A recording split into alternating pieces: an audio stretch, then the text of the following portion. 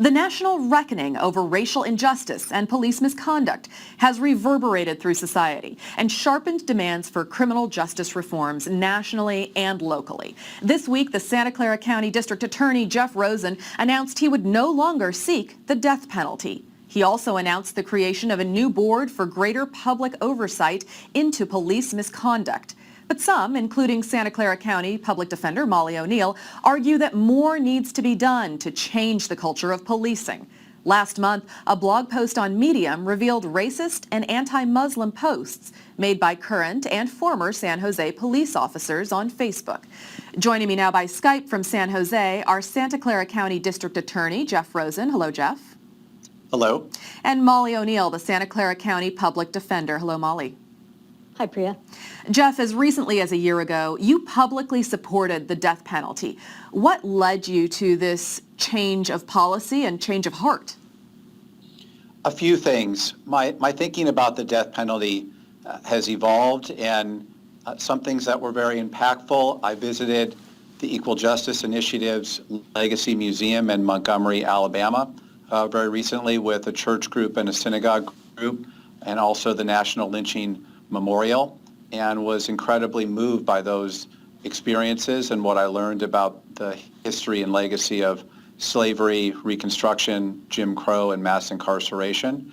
And then the last several months, all of the attention and focus on law enforcement in our society and the righteous calls of protest.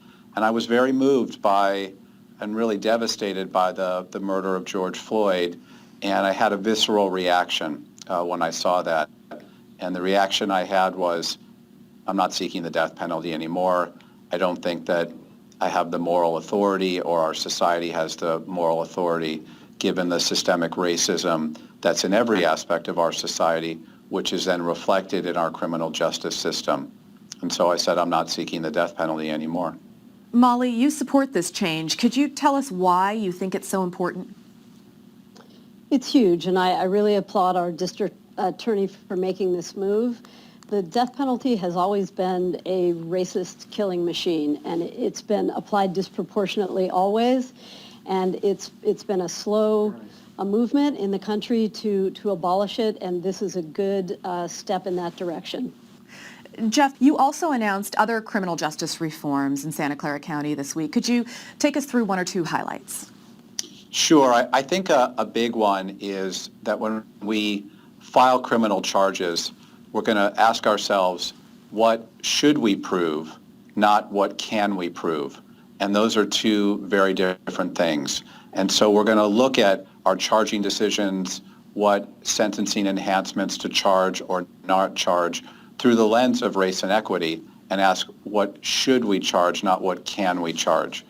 I think another significant reform that is really on the other end of the spectrum in terms of seriousness of crimes is we're not going to charge driving on a suspended license for failure to pay fines and fees as a misdemeanor. We're going to charge that as an infraction in traffic court. That's 4,000 cases a year. That's about 10% of the cases we prosecute. And this is a way of keeping people out of the criminal justice system and not building up a criminal record. And it's a way of not penalizing poor people who get these offenses. And I know you're also not going to be going after standalone charges for resisting arrest. Molly, will any of these reforms make a significant difference in how your office conducts its business? Well, I applaud all of the reforms, and particularly the standalone 148s. We've spent decades dealing with cases where our clients tell us they were pulled over for no apparent reason. They were stopped in their own neighborhood. If they were an African-American client of ours who lives in Palo Alto. And so that's a really important move. As I understand it, there are roughly 450 to 500 cases like that a year.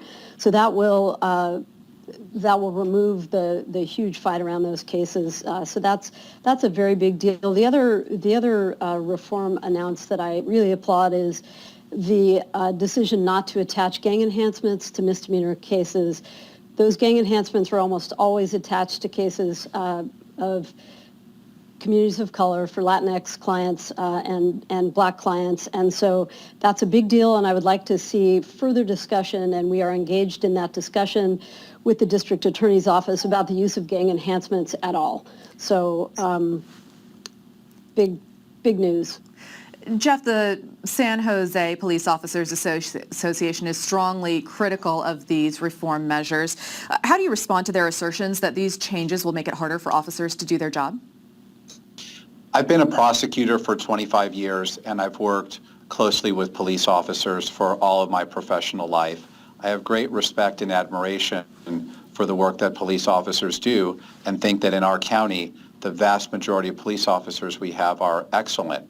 But there is no organization that is perfect, and I view the reforms that I'm putting forward, specifically as they relate to police oversight, as a way of helping police departments weed out bad officers and helping the good officers in those departments become great officers who become guardians and protectors of our community. So I view the reforms I'm making as a way of increasing trust between the community and law enforcement, which is ultimately what will make all of us, including police officers, safer. And some of that trust was broken recently with the news about racist comments that were made by some San Jose police officers on Facebook. 4 officers have been placed on leave following the discovery of discriminatory statements against Muslims and Black Lives Matter that were made in this Facebook group. Molly, do you think that this is a case of a few bad apples, or do you think racism runs widely through the San Jose Police Department? You know, I think that there are plenty of good men and women who serve as police officers in communities all across California. But I do not think this was an isolated incident.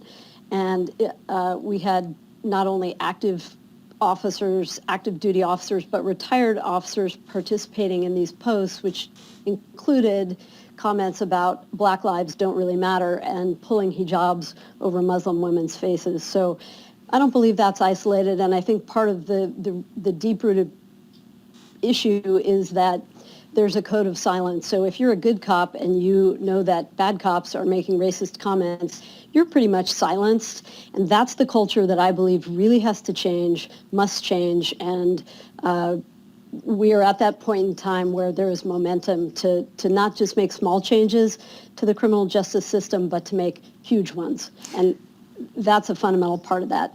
And yet you haven't joined this call nationally that we've heard to defund the police. Why not? I wouldn't say that I'm not in the defund the police camp. I would say I don't like the language, because different people use the language differently, and until we have a clear meaning of what we're talking about, I think it's used too widely. What I would say is that I am very much in favor of repurposing some of the funding that currently goes to the police and putting it to better use. So, for example, the money that pays for internal affairs, I think that money should be repurposed. Money that pays for officers on campus, I think officers on campus don't make campuses safer, and that money should be repurposed. Also, money that's used for mental health response isn't best used that way. So my thinking is that we really should take a good hard look at how taxpayer dollars are used to fund the police and repurpose. All right, Santa Clara County District Attorney Jeff Rosen and Santa Clara County Public Defender Molly O'Neill, thank you both for joining us. Thank you.